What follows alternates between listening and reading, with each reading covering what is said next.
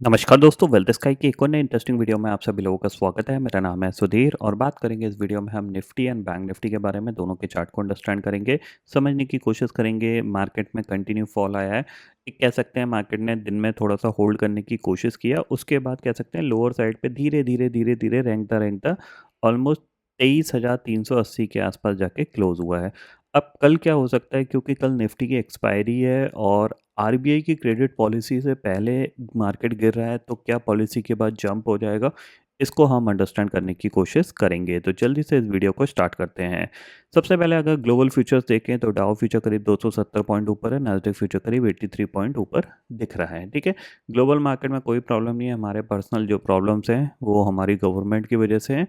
हो सकता है आगे आने वाले दिनों में गवर्नमेंट कुछ एक्शन ले इन चीज़ों पे, जो एसटीडी वगैरह बढ़ाया है, एलटीसीजी वगैरह जो बढ़ाया है उसको कट करने की कोशिश करें। बट फिलहाल जो हमें दिख रहा है वो मार्केट का जो सेंटीमेंट है वो बहुत ज़्यादा बेयरिश दिख रहा है। ठीक है, अगर हम क्रूड ऑयल की बात करें तो क्रूड ऑयल WTI 90 और ब्रेंट ऑयल करीब 93.73 पे चल रहा है। ठीक है, अब देखो कल एक बहुत इंपॉर्टेंट लेवल है जिसको मार्केट टेस्ट कर सकता है, स्पेशली निफ्टी, क्योंकि कल निफ्टी की एक्सपायरी है। ठीक है, वो कौन सा लेवल है उसको हम अंडरस्टैंड करते हैं। तो 30 मिनट के चार्ट पे चलते हैं। देखो सबसे पहली चीज़ है कि मोस्ट प्रोबेबली मार्केट इस लेवल को टेस्ट करेगा। ठीक है, इसके टेस्ट करने के चांसेस बहुत ज़्यादा हैं। और दूसरा जो लेवल है वो है आपका 23,150 का। ठीक है,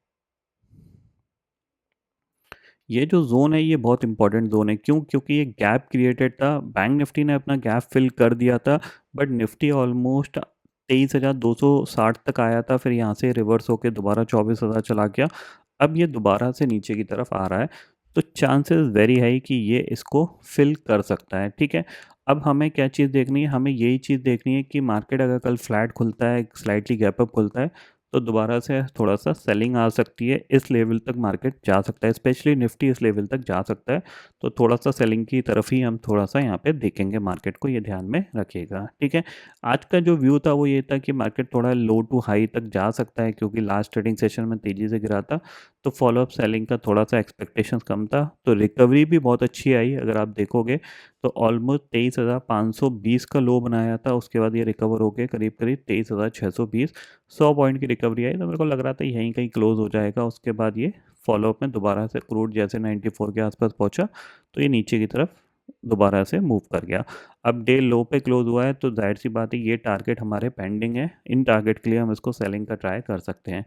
अब इसमें जो सबसे ठीक दिख रही है वो मेरे को 23,300 की पुट दिख रही है, क्योंकि 23,300 की पुट अगर आप देखोगे तो करीब करीब 23,300 की 35 रुपये के आसपास चल रही है। तो अगर ये 12-13 रुपये के आसपास या 14 रुपये के आसपास मिल जाए तो इसमें ट्रेड किया जा सकता है। और क्योंकि टारगेट हमारा करीब करीब 23,150 तक है, क्योंकि अगर ये लेवल टूटा तो मेरे को लगता है कि ये दोनों लेवल टेस्ट हो सकते हैं। उसके बाद भले निफ्टी रिकवर करके ऊपर आ जाए, तो कहीं ना कहीं जो देखा जाए तो करीब 150 पॉइंट का मूवमेंट है।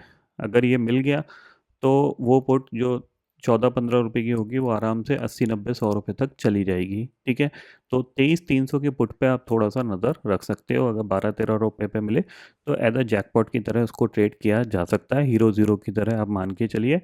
और अगर 200 भी चली गई तो अभी 100 रुपये वो ईजिली जा सकती है। तो इतना आप ध्यान में रखिएगा। ठीक है, बैंक निफ्टी के लिए देखा जाए तो बैंक निफ्टी अब जो चीज़ इम्पॉर्टेंट है वो यही है कि यहाँ पे अगर 53,500 के नीचे जाता है तो नेक्स्ट स्विंग लेवल जो है वो इसका 52,750 है।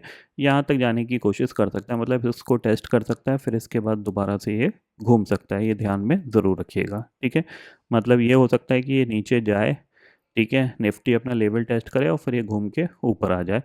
ये चीज़ आप थोड़ा सा ध्यान में रखिएगा। बाकी कुछ मार्केट में है नहीं, और जो सेलिंग है वो बहुत स्लो है, तो आपको पोजीशन बना के रखनी पड़ेगी, ये ध्यान में रखिएगा। कोई एग्रेसिवली मार्केट जो गिरा है वो इसी कैंडल पे ही गिरा है। ठीक है, इसके बाद तो बहुत धीरे धीरे आया है, और रिकवरी के तौर पे ऊपर 23,500 तक रिकवर हो सकता है, तो आपको स्टॉप लॉस भी 23,500 तक का लेके चलना पड़ेगा। ठीक है, इसीलिए थोड़ा सा far out of the money option की बात कर रहा हूँ मैं। ठीक है, 23,300 की पुट की, इसमें आप थोड़ा सा रिस्क ले सकते हो। ठीक है, बाकी ग्लोबल मार्केट में तो फ़िलहाल तो कुछ ऐसा दिख नहीं रहा जिसके बेसिस पे हम ग्लोबल मार्केट से डायरेक्शन लें।